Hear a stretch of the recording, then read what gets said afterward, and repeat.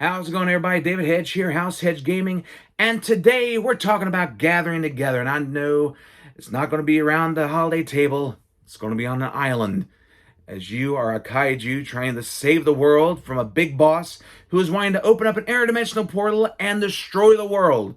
And we cannot have that, now can we? Can you be the one to take out the big boss monster in this game? Let's learn how to play King of Monster Island. Welcome everyone to King of Monster Island by Iello Games. Now, in this game, 1 to 5 players will be going up against a giant kaiju that is set up base on this island with the intent of creating an interdimensional portal by setting up 3 crystal pyres.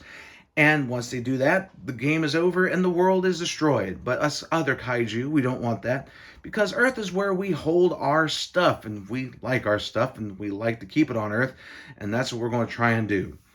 So, to set up the game, it's very easy. Each player will choose a kaiju that they want to play as, and they will take their board, and they will set their health to 10, and their what was known as victory points in other versions is now their fame, their notoriety, their popularity. They will set this at 0. This will attract followers in the game, and we'll go over that in just a little bit. Next, you will choose a boss monster to go against. Now, in this situation, we have Crystal Dragon, but there are 3 different ones to choose from: the Crystal Dragon, the Lithosaur, and Lava Lord. Now, they have a weak side and a very difficult monstrous side. Now, the big difference is that they're going to start off with different dice they can roll, and their health is going to be a lot greater than the weaker side, so be prepared for that. So in this case, we'll set up for a weak version of Crystal Dragon. Now, you can play this as a 6-part campaign. You will go against Crystal Dragon, both the weak and the veteran side, the expert side. Same thing with Lithosaur, same thing with Lava Lord. Once you beat the big side of Lava Lord, you've won the whole campaign. And you will follow on the card their starting health, and you will set their fame to 0. So in this case, Crystal Dragon's starting health is at 15. Next, you will draw minions from the minion bag here, and you will place 1 minion in each quadrant of the board. Then you will roll the number of dice needed for the monster you're going against, drop it in the volcano, and it will disperse it between these 6 different regions. Now, once you have all that set up, you will deal out 3 cards for the market. These are powers that you'll be able to buy throughout the game. And you will take these cool new supporter cards. Now, these are cards that you will be acquiring once you gain at least 1 fame throughout the game.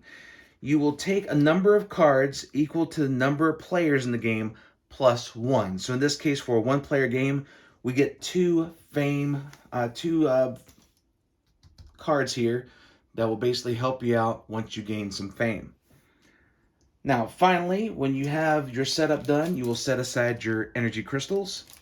You will set aside supporter boats that will come into play later on in the game.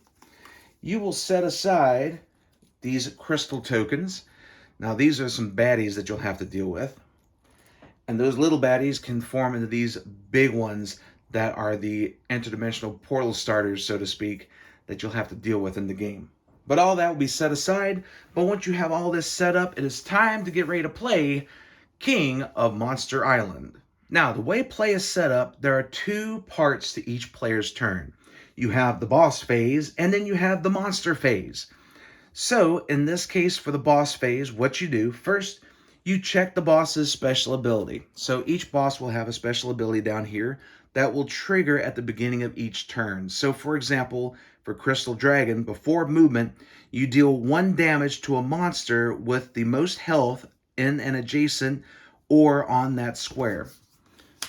So for example, in this case, there are no monsters beside the Crystal Dragon, so nothing would happen. But say if Megamoth was here, then they would deal 1 damage to Megamoth. If there's 2 characters or more here, like say even 1 of each, the player with the highest amount of life would have to take the hit from Crystal Dragon. If it's tied, this is a cooperative game. You can figure out who would be best to take the hit.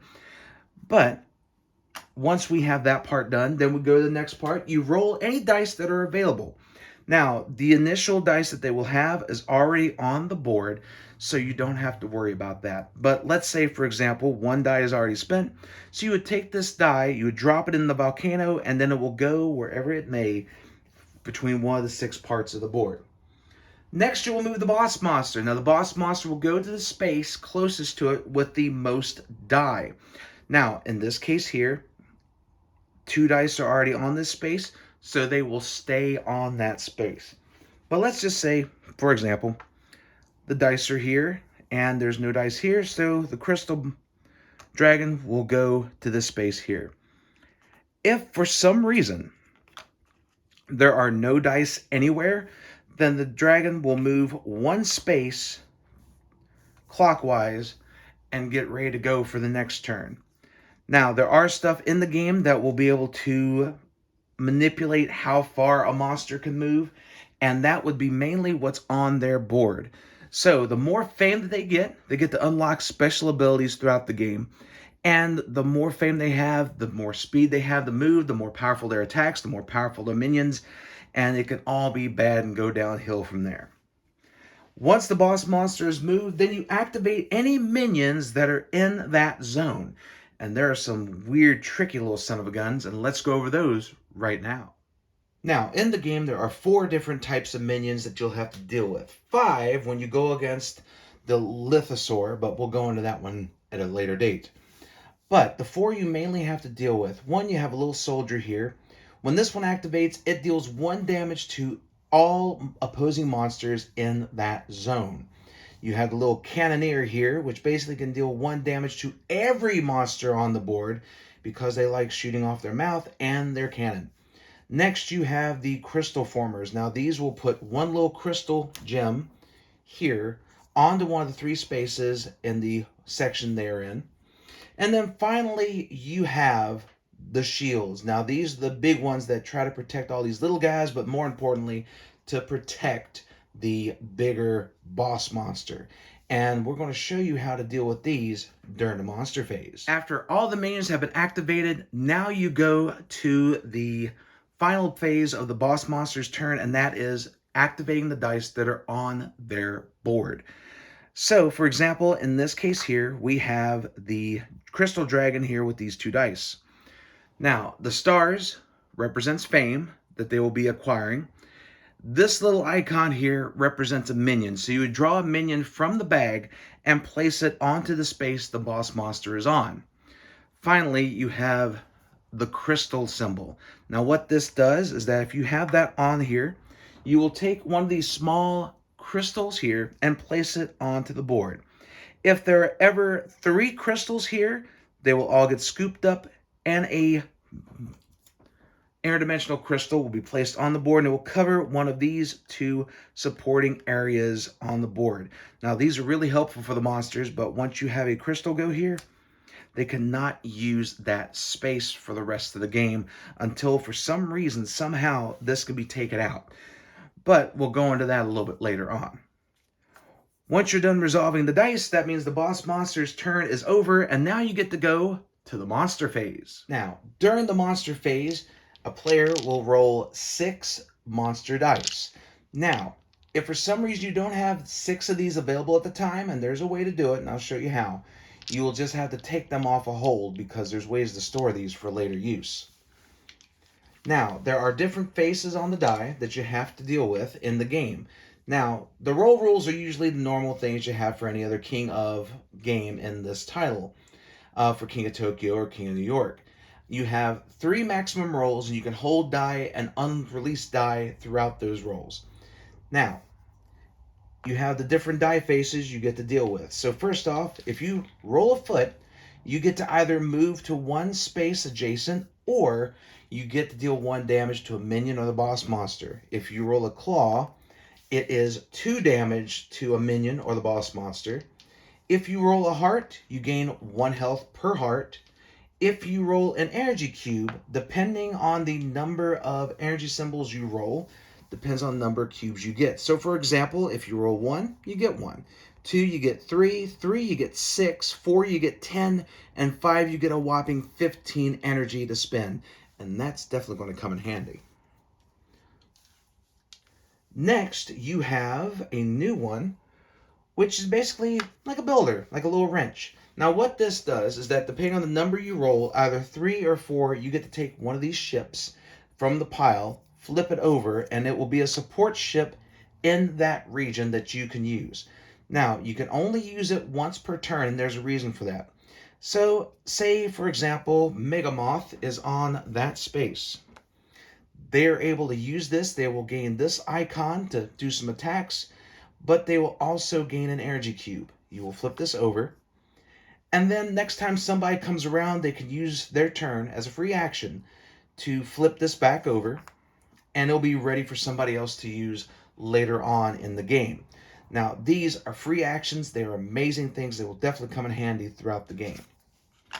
Finally, you have this star here. Now, this gives you fame throughout the game, your popularity, and this helps you gain supporters. Now, when you gain at least one fame, you get to choose one of the supporter cards set to the side and add it to your monster area off the board. So, for example, we go with the ninjas. Now, depending on your fame and notoriety, depends on what your allies can do for you. So, for example, for the ninjas, backstab. The shield minions have -2 health on your turn, so that makes them a whole lot easier to deal with. Now, you might be wondering, how do I attack the minions? Well, let's get into it. Okay, let's say in this scenario, after all the dice have been rolled and it's time to resolve the die faces, I was real lucky and I got to roll a 4 claws and a foot against this horde of minions and the big boss. By the way, this will never happen in real life in the games. This is just me wishful thinking. So you would total up the number of hits that you would have. So 2, 4, 6, 8, 9. And you would divvy it out as follows. If there is a shield monster, shield minion, you have to go through this first. So this takes 3 damage to hit. You're going to do that and remove 3 damage. Go ahead and resolve those die faces. Next, you will be taking out either one of these that you would like, because now that you no longer have a shield, you can attack the other minions on the board. So let's say we're using these 2 here. So that's going to be 3, but there's 1 damage left over from that claw. Finally, if there's no minions on the board, anything else that's left over, you get to hit directly onto the crystal dragon or the big boss monster. So in this case, I had the 1 left over, +2, so 3 damage will be going to the crystal dragon. Now, after you're done rolling, while you're resolving your die faces, you can hold die faces on the section you're in. So, for example, I rolled this claw.